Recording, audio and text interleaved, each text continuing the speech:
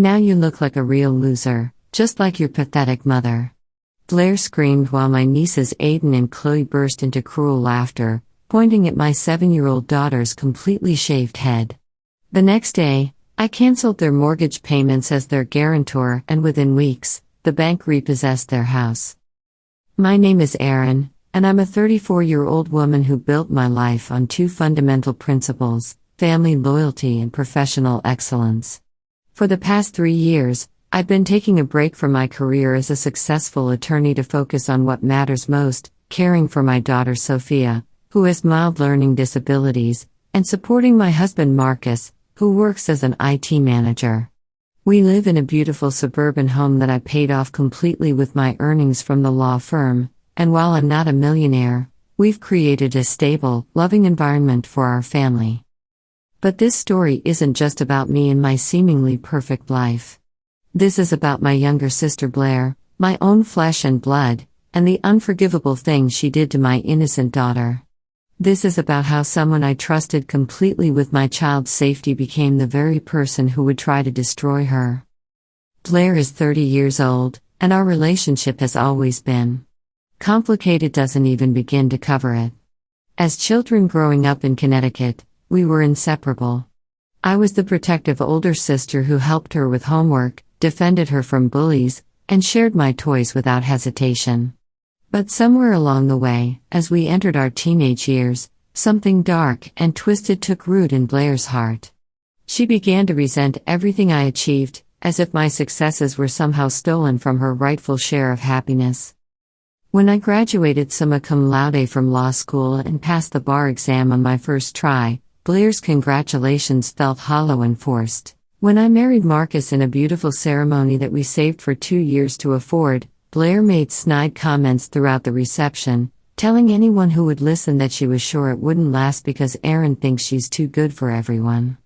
I tried to brush it off, telling myself it was just her way of dealing with her own insecurities, but the pattern of jealousy and resentment only grew stronger with each passing year. Blair married her high school boyfriend Ryan when she was barely 22, a decision that everyone in our family knew was a mistake from the start. Ryan was a construction worker who spent more time at the local casino than on job sites, always chasing get-rich-quick schemes instead of building a stable career. They had 2 children together, Aiden, now 10, and Chloe, now 9, but their marriage was doomed from the beginning. Ryan's gambling addiction drained their savings, his work ethic was practically non-existent, and his treatment of Blair ranged from neglectful to outright cruel. 3 years ago, when Ryan finally abandoned his family for a cocktail waitress he met at his favorite poker table, Blair was left completely destitute. She had been working sporadically at various dead-end jobs, sometimes as a cashier, sometimes cleaning houses, but she had never developed any real skills or career ambitions. Without Ryan's inconsistent income, she couldn't even afford basic utilities for the small rental house they had been living in. That's when my protective instincts as an older sister kicked in. Despite all the years of her jealousy and passive-aggressive comments, I couldn't stand to see Blair and her children struggling. So I made what I now realize was the biggest mistake of my life. I offered to help her buy a house and become the guarantor on her mortgage. Using my legal expertise and financial connections, I helped Blair secure a modest but comfortable 3-bedroom house in a decent neighborhood. The monthly mortgage payment was $1,200, which I covered entirely from my savings. But that was just the beginning. Every month like clockwork, I also sent Blair additional money, $800 for utilities and groceries, $400 for the children's clothes and school supplies, and another $300 for her personal expenses. That's $2,700 every single month, totaling over $97,000 in the past 3 years. Marcus, bless his patient heart, supported my decision completely, even though he could see what I was too stubborn to admit, that Blair had become entirely dependent on my generosity and showed absolutely no gratitude or effort to improve her situation. "Honey," he would say gently after Blair's latest complaint about not having enough money for something frivolous, "maybe it's time for Blair to get a full-time job and start taking responsibility for her own life." But I always defended her, insisting that she was family and that I couldn't abandon her when she needed me most. What I failed to recognize, in my naive belief in family loyalty, was how my financial support was actually enabling Blair's worst impulses. Instead of motivating her to build a better life for herself and her children, my monthly payments had turned her into an entitled, bitter person who believed that I owed her my success. She never once said thank you.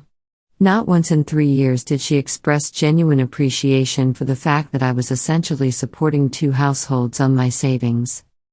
Instead, Blair's resentment toward me grew more poisonous with each passing month. When Marcus and I bought a new SUV for our growing family, Blair complained bitterly that some people get to spend money on luxuries while others struggle to survive. When we took Sophia on a weekend trip to Disney World, a trip we had planned and saved for months, Blair made snide comments about how nice it must be to have money to waste on fancy vacations. Every achievement, every small pleasure in my life became a target for her jealousy. But the worst part, the part that should have been a red flag, was how Blair treated my daughter Sophia. My sweet, innocent little girl with her beautiful golden curls and gentle spirit had always looked up to her Aunt Blair and considered Aiden and Chloe to be her best friends. Sophia, who struggles with mild learning disabilities that require extra patience and understanding, had always been sensitive to criticism and quick to blame herself when adults seemed upset. Whenever I would drop Sophia off at Blair's house for playdates with her cousins, she would come home with stories that broke my heart. Aunt Blair yelled at me for being too slow with my reading. Sophia would whisper, her eyes filled with confusion. She said I'm making Aiden and Chloe look bad because I can't keep up.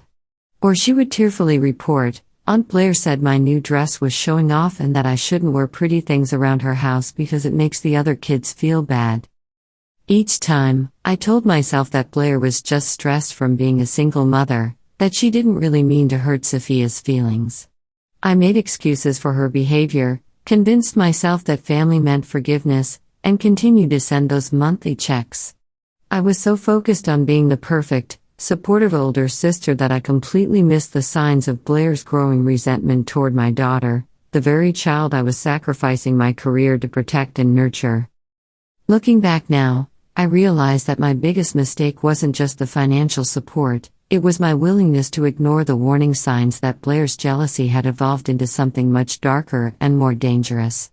Something that would soon explode in the most horrific way imaginable, targeting the most precious thing in my world, my innocent, trusting daughter. Everything changed on what should have been a perfect Saturday in late October. It was Emma's birthday, one of Sophia's closest friends from school, and my daughter had been bubbling with excitement for weeks about attending the party at the new indoor adventure center downtown.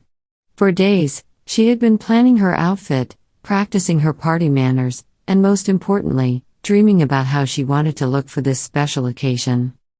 "Mommy, I want to look like a real princess today," Sophia had announced that morning, twirling around our kitchen in her favorite pink dress with a sparkly tulle skirt. Her golden curls bounced with each spin, catching the sunlight streaming through our windows. "Emma said there's going to be a photographer at the party, and I want to look extra beautiful for the pictures." The pure joy in her voice, the innocent excitement radiating from her 7-year-old face, it was one of those perfect parenting moments that makes all the sleepless nights and daily struggles worth it. I had already planned to take her to the local children's salon for a special styling session, but when Marcus reminded me that he had an important client presentation that couldn't be rescheduled, I found myself in a bind. That's when I made the decision that would haunt me for months to come. I decided to call Blair and ask if she could help with Sophia's hair. After all, Blair had always been naturally gifted with styling and had even taken some cosmetology courses years ago, back when she was still trying to build a career for herself. I thought it would be a perfect opportunity for aunt and niece to bond while creating something beautiful together. "Blair," I said when she answered her phone with her usual bored tone, "I have a special favor to ask. Sophia has Emma's birthday party today, and she's so excited about looking like a princess. Could you possibly style her hair for me? I know you're amazing with hair, and I'd be happy to pay you whatever you think is fair. I just want her to feel special today." There was a long pause on the other end of the line, and when Blair finally responded, her voice carried that familiar undertone of resentment that I had learned to ignore over the years. Fine, whatever. Bring her over around noon. But don't expect me to spend all day on it, I have other things to do. And yes, I'll take payment for my services. I should have recognized the warning signs in her tone. I should have heard the barely concealed hostility, the way she emphasized payment as if I had somehow been shortchanging her all these years. But I was so focused on making Sophia's day perfect that I missed every red flag. Thank you so much, Blair. This means the world to both of us, I replied enthusiastically. I'll bring her over at noon, and I'll make sure to bring extra money so you can get whatever supplies you need. Maybe you could do some soft curls? Or a beautiful updo with some sparkly clips? Yeah, sure. Whatever, Blair responded flatly before hanging up without saying goodbye. Even then, I told myself that Blair was just having a rough day. Single motherhood was difficult, and I knew she was struggling with feelings of isolation and financial stress. I convinced myself that once she saw Sophia's excitement and had the chance to create something beautiful, her mood would improve. At exactly noon, I pulled up to Blair's modest house with Sophia practically bouncing in her car seat. She had insisted on wearing her party dress and her shiny patent leather shoes, wanting to look fancy for her hair appointment. Her golden curls were freshly washed and combed, cascading down her back like silk ribbons. She looked absolutely angelic, and I felt a surge of maternal pride as I watched her skip up to Blair's front door. Remember to say please and thank you to Aunt Blair, I reminded her as we stood on the doorstep. And sit very still while she's working on your hair, okay, sweetheart? I will, Mommy. I'm going to be the best customer ever, Sophia giggled, her eyes sparkling with anticipation. Blair opened the door wearing sweatpants and an oversized t-shirt, her own hair unwashed and pulled back in a messy ponytail. The contrast between her disheveled appearance and Sophia's perfectly put-together look was striking, but I tried not to let it bother me. Hi, Aunt Blair. Sophia chirped, giving her aunt an enthusiastic hug. Thank you so much for making me beautiful today. Mommy said you're the best hair stylist in the whole world. For just a moment, I saw something flicker across Blair's face, an expression I couldn't quite read. It was gone so quickly that I might have imagined it, but looking back now, I realize it was the first glimpse of the storm that was building inside her. She's so excited, I told Blair, handing her an envelope with $200 cash inside. This should cover everything, and if you need more for any special products or accessories, just let me know. I'll be back around 4:30 to pick her up, that should give you plenty of time to work your magic. Blair took the money without looking at it, shoving it into her pocket with an almost dismissive gesture. Fine. 4:30. Don't be late because I'm not running a babysitting service here. The harshness in her tone made me pause, and I saw Sophia's smile falter slightly. But before I could address it, Blair had already ushered Sophia inside and was closing the door. Through the window, I could see Aiden and Chloe running around the living room, and I told myself that Sophia would have fun playing with her cousins while getting pampered. I spent the afternoon running errands and finishing some legal research for a case I was consulting on from home. Around 4:15, I started driving back to Blair's house, my mind already focused on seeing Sophia's transformation and getting her to Emma's party on time. I had even stopped to buy a small bouquet of flowers as a thank you gift for Blair, feeling grateful that family could still come through for each other when it mattered most. But as I pulled into Blair's driveway at exactly 4:30, I heard something that made my blood run cold. It was the sound of a child crying, not the normal tears of a scraped knee or hurt feelings, but the deep, soul-wrenching sobs of someone whose world had just been shattered. And I knew, with the terrifying intuition that only a mother possesses, that it was my daughter. Before I could even get out of my car, I heard Blair's voice cutting through the afternoon air like a knife. Now you look like a real loser, just like your pathetic mother. Bald and ugly, just like all the failures in your family. The words hit me like physical blows, but what came next was even worse, the sound of children laughing. Not the innocent giggles of kids playing games, but cruel, mocking laughter that seemed designed to humiliate and destroy. I heard Aiden's voice shouting, "Look at the bald freak."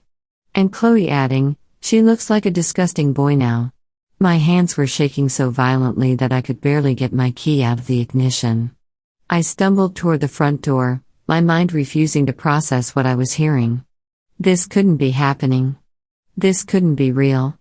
Blair would never hurt Sophia. She wouldn't. She couldn't. But when I burst through that front door without knocking, the scene that greeted me was worse than my darkest nightmares could have conjured. There, in the middle of Blair's living room, sat my beautiful daughter on a kitchen chair. Her head was completely shaved, not styled, not trimmed, not given a cute pixie cut, but shaved down to the scalp with what looked like electric clippers. Her golden curls, the hair that had taken 7 years to grow, lay scattered on the floor around her feet like the remnants of a destroyed treasure. Sophia's face was swollen and red from crying, her eyes wide with shock and confusion. She was still wearing her pretty pink party dress, but now it seemed like a cruel mockery, a reminder of the princess she had wanted to be, contrasted with the humiliation that had been forced upon her. Blair stood behind her, still holding the electric clippers in her hand, a satisfied smirk playing at the corners of her mouth. Aiden and Chloe were positioned on either side of the chair, pointing at Sophia and laughing with a cruelty that seemed impossible from children so young. "Look, Mom!" Chloe squealed with delight.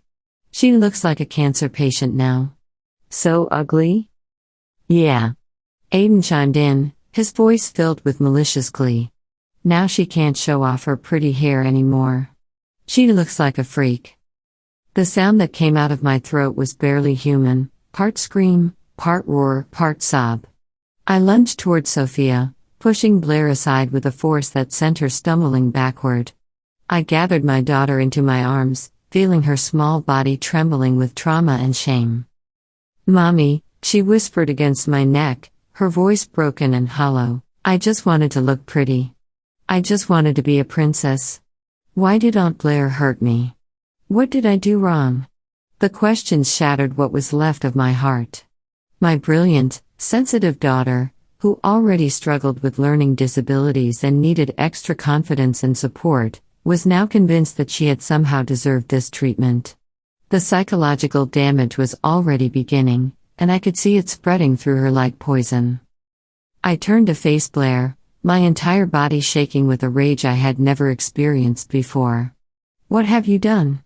I demanded, my voice low and dangerous. "What have you done to my daughter?" Blair crossed her arms and lifted her chin defiantly, showing not even a trace of remorse or shame. "I gave her a reality check," she said with cold satisfaction. That little princess act was getting really old. Always flaunting her perfect hair, her perfect clothes, her perfect life. Now she knows what it feels like to be ordinary. "Ordinary?" I screamed, my voice cracking with emotion. "You humiliated a 7-year-old child. You destroyed her hair. You let your children mock and torment her. She's your niece. She trusted you." Blair shrugged with infuriating casualness. "Hair grows back, Aaron. Don't be so dramatic. Maybe now she'll learn some humility instead of thinking she's better than everyone else." "She's 7 years old," I shouted, tears streaming down my face. "She's an innocent child who just wanted to feel special for one day. How could you do this to her? How could you be so cruel?" "Cruel?"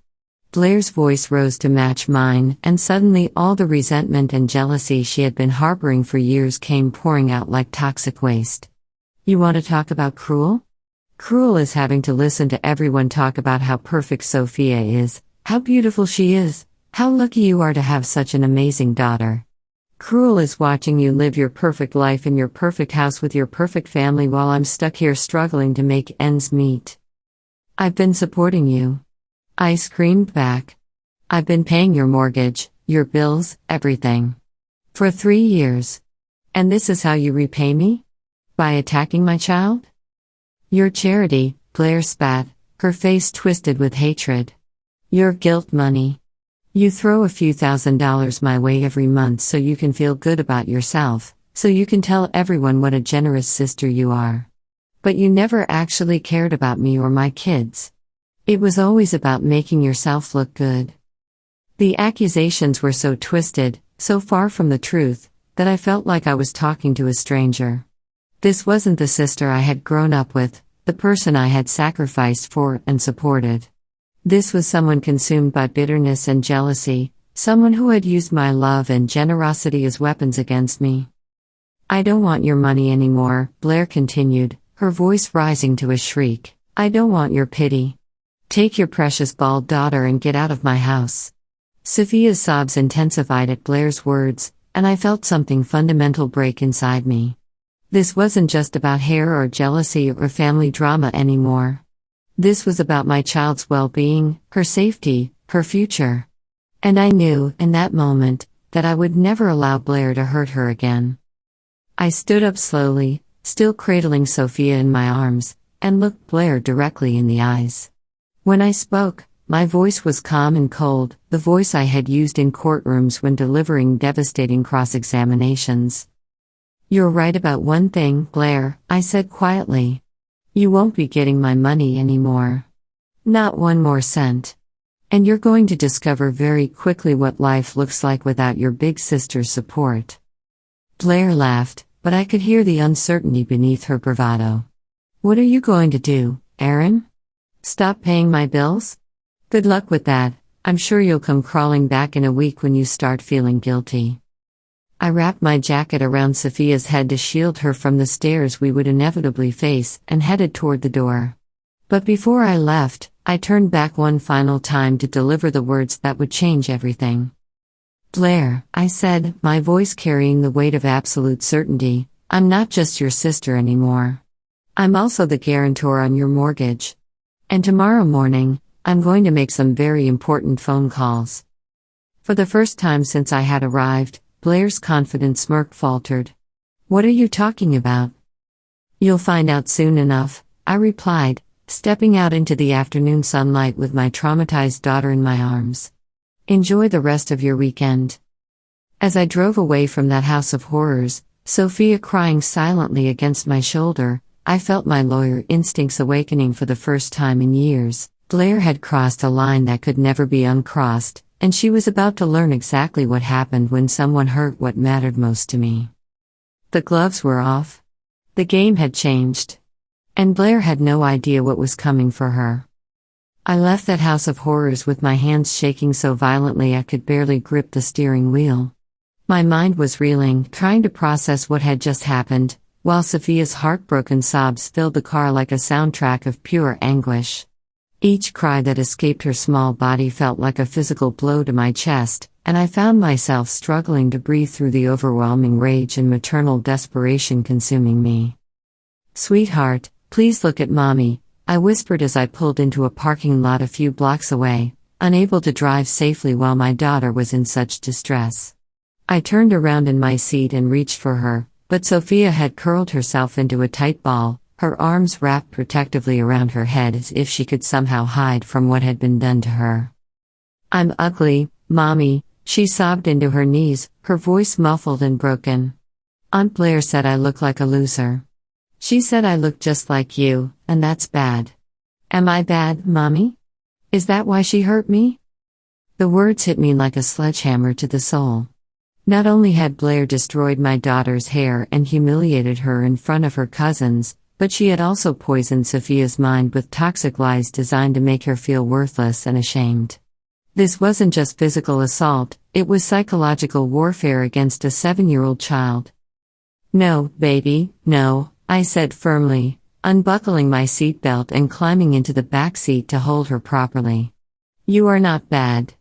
You are not ugly.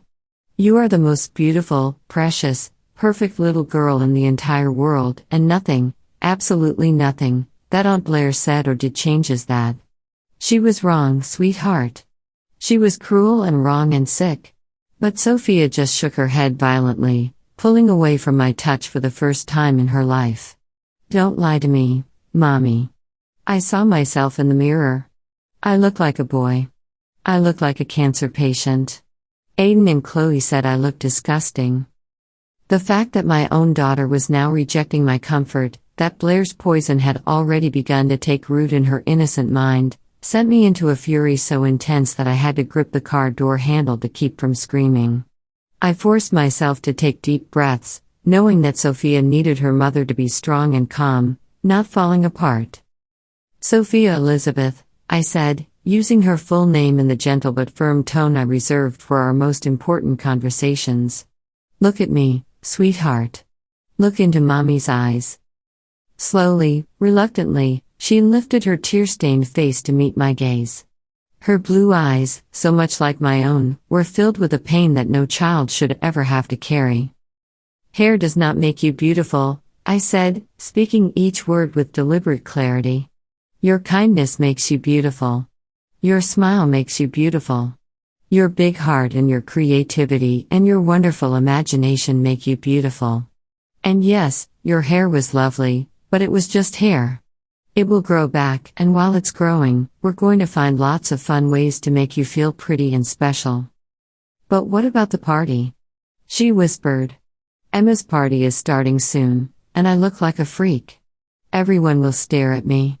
They'll laugh just like Aiden and Chloe did." My heart broke all over again as I realized that Blair's cruelty had stolen not just Sophia's hair, but also her excitement for her friend's birthday party, an event she had been looking forward to for weeks.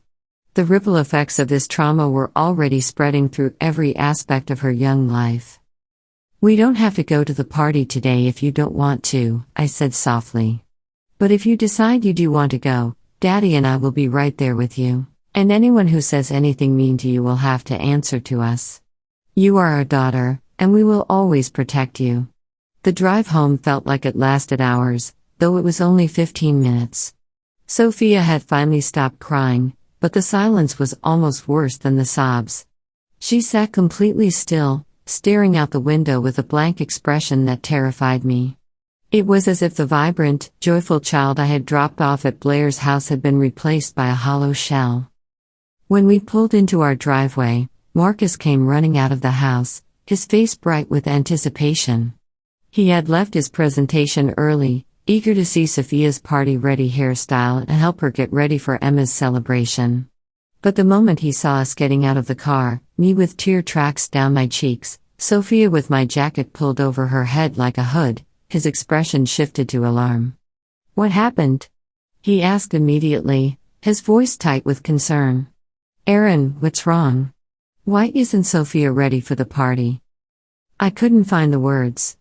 How do you explain to a father that his sister-in-law had deliberately and maliciously assaulted his daughter? How do you describe the scene of cruelty and humiliation we had just escaped? Instead, I gently removed the jacket from Sophia's head, revealing the devastating damage Blair had inflicted. Marcus's face went through a series of emotions in rapid succession: confusion, disbelief, shock, and finally, a rage so pure and intense that I actually took a step back. His hands clenched into fists at his sides, and when he spoke, his voice was barely controlled. "Who did this?" he demanded, his eyes never leaving Sophia's shaved head. "Who the hell did this to our daughter?" "Blair," I said simply, and watched as understanding dawned in his eyes. "Blair did this?" His voice rose with each word. "Your sister did this to Sophia? On purpose?" I nodded, not trusting myself to speak without breaking down completely. Marcus knelt down in front of Sophia, his large hands hovering over her shoulders as if he was afraid she might shatter at his touch. "Princess," he said softly, his voice thick with emotion. "Can you look at Daddy?"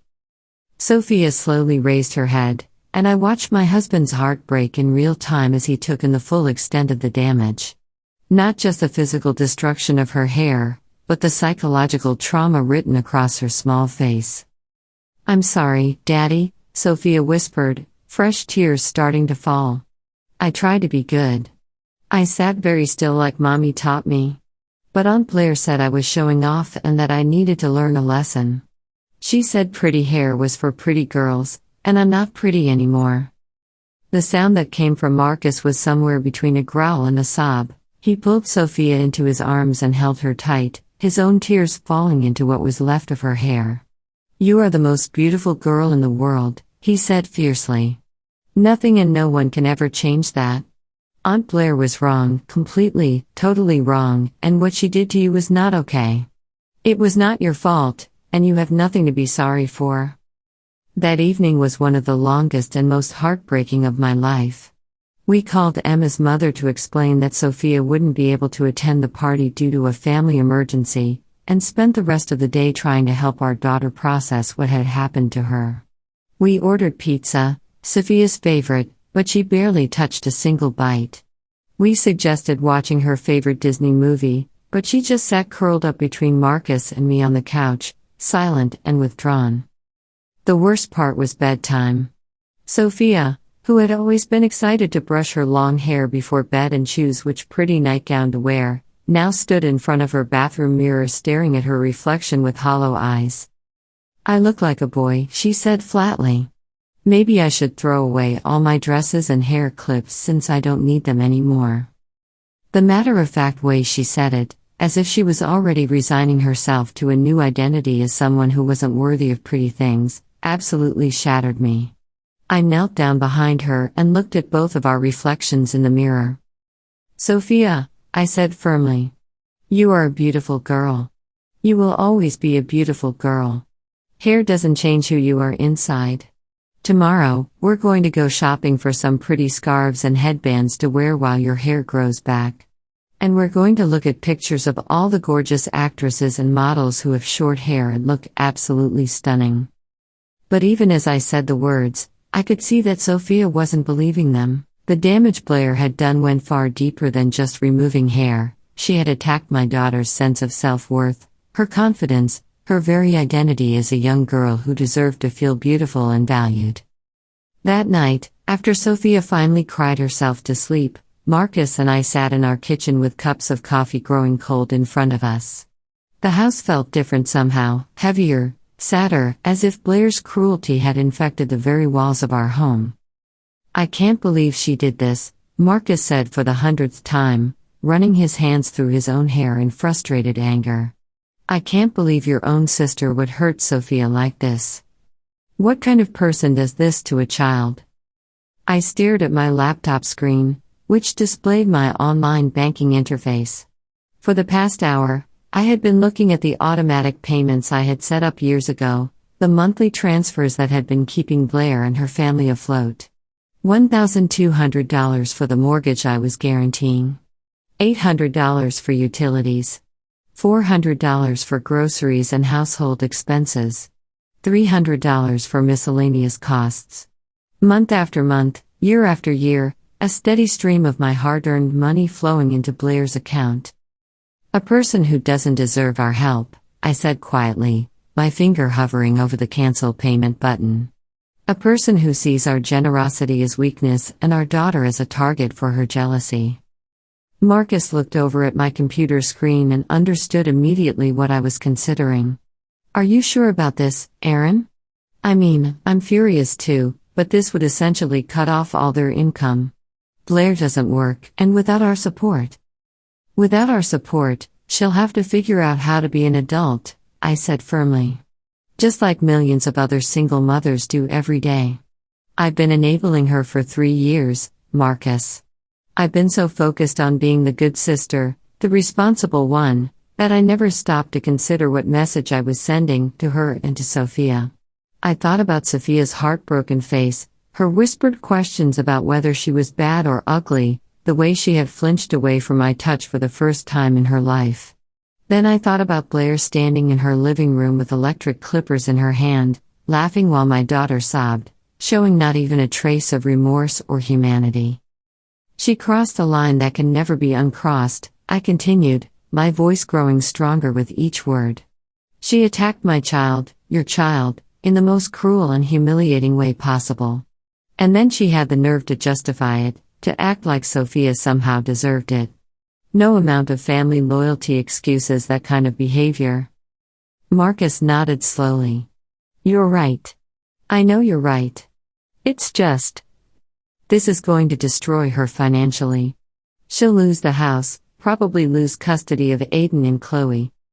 Maybe losing everything is exactly what Blair needs to finally grow up and take responsibility for her actions, I said, clicking the cancel payment button with decisive finality. And maybe those kids will be better off with their father, away from a mother who teaches them that cruelty is acceptable. One by one, I canceled every automatic payment. The mortgage payment, canceled. The utility allowance, canceled. The grocery money, canceled. 3 years of financial support, ended with a few clicks of a mouse. It felt simultaneously terrifying and liberating, like stepping off a cliff while cutting myself free from chains I hadn't even realized were binding me. The following days were some of the most difficult of our lives. Sophia's trauma manifested in ways that broke my heart daily. She refused to look in mirrors, covering them with towels when she had to use the bathroom. She stopped eating her favorite foods, claiming she didn't deserve treats since she was ugly now. She had nightmares every night, waking up screaming about people laughing at her and calling her names. We tried everything we could think of to help her heal. We bought beautiful silk scarves in bright colors and patterns, teaching her how to tie them in elegant styles that looked intentionally fashionable. We found pictures of celebrities with pixie cuts and shaved heads, showing her how confident and stunning they looked. We even took her to a children's wig shop, where a kind saleswoman helped her try on different styles until she found one that made her smile, even if just for a moment. But the real damage wasn't to her appearance, it was to her trust. Blair hadn't just cut off Sophia's hair, she had severed my daughter's faith in family, in safety, in the belief that adults would protect her. Every time Sophia looked at me, I could see the question in her eyes: if Aunt Blair could hurt me, who else might? The psychological therapy sessions were heartbreaking to witness. Dr. Patricia Reeves, a child psychologist who specialized in trauma, explained that Sophia was experiencing symptoms similar to those seen in victims of bullying and abuse. The fact that the perpetrator was a trusted family member made the betrayal even more damaging. Children Sophia's age are still developing their sense of self, Dr. Reeves explained during one of our family sessions. When someone in a position of trust attacks a fundamental part of their identity, in this case, her appearance and femininity, it can have lasting effects on their self-esteem and ability to trust others. Meanwhile, my anger toward Blair didn't fade, it crystallized into something cold and determined. Every night, as I watched my daughter struggle with nightmares and self-doubt, I felt my resolve strengthen. Blair had chosen to weaponize my generosity against my child, and now she was going to learn what life looked like without my protection. Exactly 2 weeks after I canceled the payments, my phone started ringing. Blair's number appeared on my screen multiple times throughout the day, but I let every call go to voicemail. I wasn't ready to hear her voice, wasn't prepared for the excuses and manipulations I knew she would try to use. The voicemails started off angry and demanding. "Aaron, what the hell is going on? My mortgage payment was rejected by the bank, and my credit card was declined at the grocery store. Call me back immediately and fix whatever mistake you made." But as the days passed and her calls continued to go unanswered, the tone of her messages shifted from angry to desperate. "Aaron, please call me back. I don't understand what's happening. The bank is saying my account is overdrawn, and the utility company is threatening to shut off my electricity. There must be some kind of error with your automatic transfers." It was almost amusing, in a dark way, how long it took Blair to realize that this wasn't a banking error or technical glitch. She was so accustomed to my financial support that the possibility of me actually cutting her off hadn't even occurred to her. In her mind, I was just her reliable big sister who would always be there to clean up her messes, no matter how badly she behaved. On a Thursday afternoon, 3 weeks after the incident, I was working in my home office when my phone rang for the dozenth time that day. This time, something made me answer. Maybe it was curiosity about how far Blair's denial had progressed, or maybe I was finally ready to deliver the message that had been building inside me for weeks.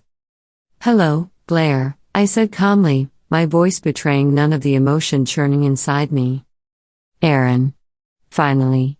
Blair's voice exploded through the phone speaker, a mixture of relief and rage. "What is wrong with you? Do you have any idea what you've done to me? They're going to shut off my water tomorrow. My mortgage payment is 3 weeks late. The bank is calling me every day threatening foreclosure. You need to fix this right now. The entitlement in her voice, the complete absence of any acknowledgement of what she had done to Sophia, the assumption that I was somehow obligated to continue supporting her after she had attacked my child, it all crystallized into a moment of perfect clarity. I laughed. It wasn't a happy laugh or even an angry laugh, it was the sound of someone who had finally seen through years of manipulation and emotional blackmail. Oh, Blair. You still don't get it, do you? Get what? I get that my big sister has apparently lost her mind and decided to destroy my life over some ridiculous misunderstanding. Misunderstanding? My voice dropped to a whisper that somehow carried more menace than any scream could have. You think what you did to Sophia was a misunderstanding? For the first time since I had answered the phone, Blair's voice wavered slightly. That was just. I was having a bad day, okay? I lost my temper. Kids are resilient, her hair will grow back. You're being completely overdramatic about the whole thing. You shaved my 7-year-old daughter's head, Blair. You called her ugly and a loser. You encouraged your children to mock and humiliate her while she cried. You traumatized a child who trusted you, who loved you, who looked up to you as family. Each word came out like ice, precisely enunciated and utterly final.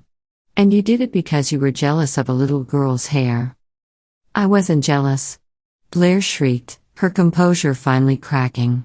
I was tired of watching you parade around with your perfect life while I'm stuck here struggling. Your precious daughter with her pretty hair and fancy clothes, always making my kids feel inferior. Maybe now she knows what it feels like to be less than perfect. There it was, the truth finally coming out. Blair hadn't hurt Sophia in a moment of lost temper or poor judgment. She had done it deliberately, maliciously, as a way to attack me through my child. She had turned my daughter into a casualty in her war against my success and happiness. Thank you, I said quietly. Thank you? Thank you for what? For finally admitting that you hurt my daughter on purpose. For confirming that every penny I've spent supporting you for the past 3 years was wasted on someone who saw my kindness as weakness and my child as a target. I paused, letting the words sink in. The payments are never coming back, Blair. Not the mortgage, not the utilities, not the grocery money. Nothing. You're on your own now. You can't do this to me. Blair screamed, panic finally creeping into her voice. I'm your sister. Family is supposed to help family. You can't just abandon me because of one little mistake. One little mistake? I repeated incredulously. Blair, you assaulted my child. You psychologically abused a 7-year-old girl. You traumatized her so badly that she's having nightmares and won't look at herself in mirrors. That's not a mistake, that's a choice. And now you get to live with the consequences of that choice. Please, Aaron, Blair's voice cracked, and for the first time, I heard genuine fear beneath the anger. I'll apologize to Sophia. I'll make it right. Just don't cut me off completely. I have nowhere else to go. You should have thought about that before you hurt my daughter, I said simply. Goodbye, Blair. I hung up the phone and immediately blocked her number. Then I sat back in my chair and felt something I hadn't experienced in weeks: peace. For the first time since that horrible Saturday afternoon, I felt like I was taking control of the situation instead of just reacting to it. Blair had gambled with the most precious thing in my world, thinking that family loyalty would protect her from consequences. She had bet that I would never choose my daughter's well-being over my sister's financial security. She had bet wrong. Sophia was still struggling deeply. Dr. Reeves told us she needed time, that the trauma from the humiliation wouldn't heal overnight. We tried everything. We read her favorite stories, we took her to the playground, though she refused to join other children, we bought her new art supplies, but nothing seemed to lift her from the darkness. One evening, as I was tucking her into bed, she said something that completely shattered me. Mommy, why does Aunt Blair hate me so much? I didn't know how to respond. I just held her close and told her it wasn't hate, that Blair was sick and wrong, that she was perfect exactly as she was. But silently, I promised that Blair would face consequences for every tear my daughter had shed. A month later, Blair called again. This time, her tone was completely different. She wasn't screaming. Her voice was broken, desperate, almost pleading. "Aaron, please listen to me. I have nothing left. The bank sent foreclosure notices. They're taking my house. I have nowhere to go with Aiden and Chloe. Please help me. You're my sister." For a brief moment, I felt a flicker of guilt. But then I remembered Sophia sobbing, her beautiful curls scattered on the floor, Blair's cruel laughter, and her children's mocking voices. The guilt instantly transformed into cold contempt. "Now I'm your sister? Where was that family connection when you humiliated my daughter? When you called her a loser and encouraged your kids to mock her? No, Blair. You forfeited the right to ask me for anything. What's happening to you is entirely your fault. Handle it yourself. Please, Aaron, it was a horrible mistake. I was having a breakdown. I wasn't thinking clearly. Please forgive me," she sobbed desperately into the phone. "A mistake? You called deliberately shaving a 7-year-old's head, destroying her self-worth, a mistake? There's no forgiveness for that, Blair. And I'm telling you clearly, I never want to see you again. Don't contact me anymore." I hung up and immediately blocked her number. That was the final time I spoke to her. Several weeks later, I learned that the bank had indeed repossessed Blair's house. Without my mortgage guarantee, she had no way to make payments or negotiate with lenders. They evicted her along with Aiden and Chloe. I also discovered that Ryan, the children's father, had petitioned for full custody, arguing that Blair couldn't provide stable housing or support. A family court judge agreed, and the children went to live with him permanently. Blair was left with absolutely nothing: no home, no children, no income, no family support. I won't pretend otherwise, part of me felt deep satisfaction. This wasn't merely revenge, it was justice. Blair had crossed an unforgivable line, and now she was experiencing the full consequences of her cruelty. While Blair's world collapsed, we focused entirely on rebuilding Sophia's confidence. It was an exhausting few months. Dr. Reeves helped tremendously, suggesting specific activities to restore Sophia's self-esteem. Gradually, we began seeing small improvements. Her hair started growing back, first as soft fuzz, then in delicate strands. Marcus taught her how to style it with colorful scarves and sparkly headbands, and though initially resistant, she eventually started smiling at her reflection again. One morning during breakfast, Sophia said something that filled us with hope. "Mom, Dad, I think I'm ready to go back to school." Marcus and I exchanged glances, fighting back tears of relief. We accompanied her that first day, and despite her nervousness, her classmates welcomed her warmly. When some children asked about her short hair, Sophia, with courage that made me incredibly proud, told them, "I decided to try a new style, and I really like how it looks." That was my brave daughter, reclaiming her strength. Over time, she returned to being the joyful child she'd always been, laughing, playing, bursting with energy. She attended birthday parties again, played with friends, sang Disney songs at full volume. Her hair grew past her shoulders, and while she occasionally touched her head remembering, she no longer did so with sadness. One day, months later, Marcus, Sophia, and I went to the downtown shopping district to buy a gift for my nephew's birthday. We were walking down a busy street lined with boutiques and cafes when I saw her. It was Blair, sitting on the sidewalk outside a Starbucks with a torn cardboard sign and a plastic cup in front of her, asking passers-by for spare change. She was completely unrecognizable, her hair was matted and unwashed, her clothes were stained and torn, her face was gaunt from poor nutrition. For a moment, I actually doubted whether it was really her, but when she looked up and our eyes met, I knew without question it was my former sister. "Aaron," she shouted, scrambling to her feet with desperate urgency. "Look what you've done to me. Because of you, I'm living on the streets. You destroyed my life. You're a heartless monster. People walking by began to stop and stare at the commotion. Marcus immediately moved closer to Sophia, but my daughter didn't seem frightened. Instead, she looked up at me with curious eyes, waiting to see how I would handle this unexpected encounter. I took a slow, deep breath and responded with the calm confidence I had once used in courtrooms. No, Blair. I didn't do anything to you. You did this to yourself when you chose to attack my innocent daughter. You humiliated a 7-year-old child, you destroyed her confidence and joy, and now you're experiencing exactly what you deserve. Don't blame me for the consequences of your own cruel choices.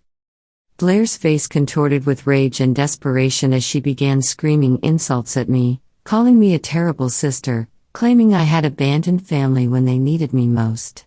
But her words bounced off me like raindrops. I felt nothing but calm satisfaction as I reached into my purse, pulled out a single quarter, and handed it to Sophia.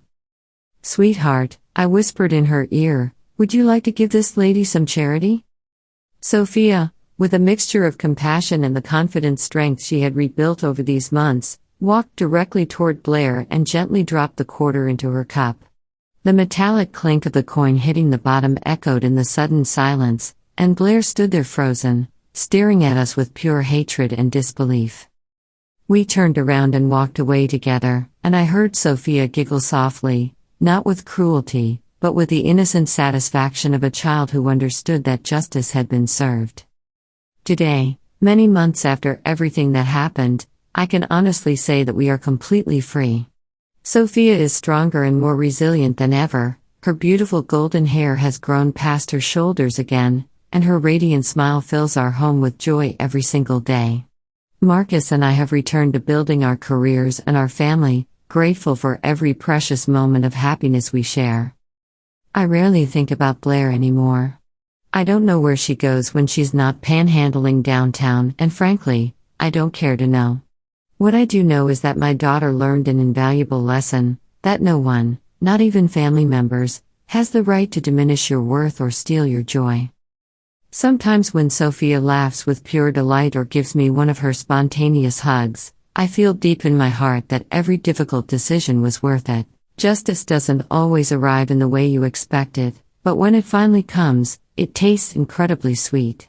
Blair tried to break our family apart, but all she accomplished was making us stronger, closer, and more appreciative of what we have. Now, my family and I are moving forward into a bright future, completely free from Blair's toxic shadow and grateful for the hard-won peace we found.